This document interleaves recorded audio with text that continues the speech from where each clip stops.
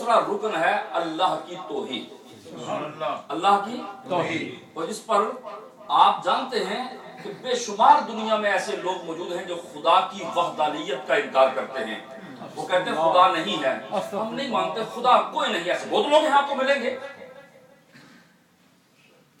اور کچھ ایسے لوگ ملیں گے جو چاند کی پوجا کرنے والے، سورج کی پوجا کرنے والے، دن کی پوجا کرنے والے، رات کی پوجا کرنے والے، سانپوں کی پوجا کرنے والے، پتھروں کی پوجا کرنے والے، لکڑی کی پوجا کرنے والے، سونے کی پوجا کرنے والے، چاندی کی پوجا کرنے والے. جب سرکار دو عالم صلی اللہ علیہ وسلم کی باری آئی تو اللہ نے فرمایا محبوبم میں تو ایک تھا، انہوں نے کتنے معبود بنا لیے. اے میرے محبوب میں چاہتا ہوں کہ میری وحدانیت کا اعلان بھی تیری زبان فیض ترجمان سے. سبحان اللہ. جو بات مولانا اشرف صاحب نے کہی تھی، میرے آقا صلی اللہ علیہ وسلم نے فرمایا قولوا لا الہ الا اللہ تفلحوا، کہو لا الہ الا اللہ فلاح پا جاؤ گے. کہ حضور نے جب فرمایا نا تو کہنے لگے آپ اتنے خدا جنہوں نے بنائے ہوتے وہ تھوڑی مانیں گے فوری طور پر. انہوں نے کہا یا محمد انسب لنا ربک، جس رب کی بات کرتے ہو اپنے رب کا نسب بیان کرو. رب کا نسب بیان کرو، جیسے ہمارا نہیں بیٹا اس کا باپ اس کا باپ اس کا نسب بیان کرو. اللہ نے فرمایا محبوب یہ نسب میرا ڈھونڈتے ہیں تو تو اپنی زبان سے اعلان کر قل هو اللہ احد. اس کا کوئی بات نہیں ہے. اللہ الصمد، وہ بے نیاز ہے، لم یلد ولم یولد، نہ وہ کسی سے پیدا ہوا نہ اس سے کوئی پیدا ہوا. ایک ہے، واحد ہے، اس کا کوئی شریک نہیں ہے. اس کا ترجمہ یوں کیا آکھ دے ہو سب لوگ دائی، آکھ دے ہو سب لوگ دائی، ایک کو خالق سب دا، احد سمد ذات ہے اس دی، مالک بہرو بردار. تو دوسرا رکن ہوا 11ویں کا توحید خداوندی، جو قرآن سے میں نے ثابت کی ہے. اب آج آپ نے یہ سننا ہے کہ 11ویں قرآن سے ثابت کر رہا ہوں میں آپ. سوچے نا 11ویں ہوتا کیا ہے. اس کے علاوہ اگر کوئی اور چیز ہوتی ہے تو آپ نے چاندی کا سلے حسنہ خواجہ محمود صاحب کے ہاں کچھ اور بھی ہوتا ہو. چندہ ہی مانگتے ہیں نا، وہ تو کوئی چیز نہیں مانگتے. اب سن لے آگے. تیسرا جزء ہے اللہ تبارک و تعالی کا ذکر، ذکر اللہ. یہ لکھا ہوا ہے محفل ذکر. ذکر کی حقیقت کیا ہے؟ اللہ فرماتا ہے وَاذْكُرُوا اللَّهَ كَثِيرًا لَعَلَّكُمْ تُفْلِحُونَ، تم کثرت سے میرا ذکر کرو لعلکم تفلحون، کامیاب ہو جاؤ. سبحان اللہ. دوسرے مقام پہ اللہ فرماتا ہے قد افلح من تزکا وذکر اسم ربہ فصلی، تحقیق کامیاب وہ ہے جو پاکیزگی حاصل کرتا ہے، نماز پڑھتا ہے، اللہ کا ذکر کرتا ہے. وذکر اسم ربہ فصلی. اور بخاری شریف میں رسول اللہ صلی اللہ علیہ وسلم نے ارشاد فرمایا ان اللہ تعالی یقول انا عبدی اذا ذکرنی. اللہ کے پیارے حبیب فرماتے ہیں کہ اللہ فرماتا ہے جہاں میرا بندہ مجھے یاد کرتا ہے میں اس کے پاس موجود ہوتا ہوں. میں اس کے پاس موجود ہوتا ہوں جہاں میرا بندہ مجھے یاد کرتا ہے. اللہ کا ذکر قرآن پاک سے ثابت. تیسرا جز میں نے عرض کیا کہ 11ویں شریف کا ہے اللہ کا ذکر، ذکر اللہ. اب یہ ذکر ایک اللہ کا بندہ اپنے گھر سے نکلا اس انداز سے، میں نے تفصیلی بیان کرنی کہ اللہ نے یہ فرمایا کہ اے یونس میرا پیغام لوگوں کو دو، میرا پیغام لوگوں کو دو. سیدنا یونس علیہ السلام نے فرمایا کہ اللہ واحد ہے، وہی معبود ہے، اسی کو سجدہ کرو. لوگوں نے جھٹلا دیا. حضرت یونس علیہ السلام سمجھ گئے کہ اب میرے رب کا عذاب آنے والا ہے. یونس علیہ السلام نے وہ بستی، وہ شہر، وہ علاقہ چھوڑا اور باہر نکل آئے. اللہ کے حکم کا انتظار نہیں کیا. کتنے لوگ ہیں جو اللہ کے حکم کو مانتے ہیں، وہ نبی ہیں، معصوم نبی ہیں، محلے سے نکل آئے. آگے جو کچھ ہوا وہ آپ کے سامنے ہے. دریا میں کشتی چل رہی ہے. حضرت یونس علیہ السلام نے بھی ہاتھ دیا کہ میں نے بھی باہر جانا ہے، میں نے بھی باہر جانا ہے. کشتی میں بیٹھ کے کشتی اشکولے کھانے لگی. درمیان میں جا کر کشتی کا جو چلانے والا تھا کہنے لگا آج تک میری کشتی کبھی اشکولے نہیں کھا رہی تھی، آج لگتا ہے کوئی مالک کی اجازت کے بغیر آیا۔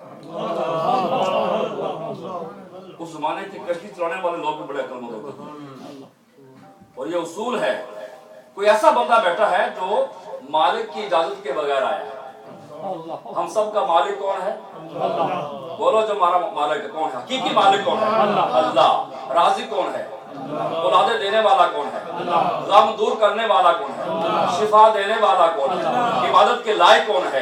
سجدے کے لائق کون ہے؟ مسئلے حل کرنے والا کون ہے؟ میرا اللہ۔ اللہ اکبر۔ یہ عاجزی اور انکساری بھی کسی کسی کے اندر ہوتی ہے۔ اس نے کہا اے کشتی میں بیٹھنے والوں، خود بخود ایک بندہ جو مالک کی اجازت کے بغیر آیا ہے دریا میں چھلانگ لگا دے، باقی بچ جائیں گے، ورنہ سب ڈوبو گے، ورنہ سب ڈوبو گے، مر جاؤ گے۔ جو مالک کی اجازت کے بغیر آیا ہے، اب ہمارے ہاں اگر یہاں کہا جائے جو جھوٹ بولنے والا ہے وہ کھڑا ہو جائے تو کھڑا ہوگا؟ سب سر نیچے کر رہے ہیں، پتہ نہیں کیوں کہہ رہے ہیں جھوٹ اور میں، یہ تو سوال ہی نہیں نا۔ لیکن ادب سیکھنا ہو، عاجزی سیکھنی ہو، نبیوں سے سیکھو، ولیوں سے سیکھو، صحابہ سے سیکھو، اہل بیت اطہار سے سیکھو۔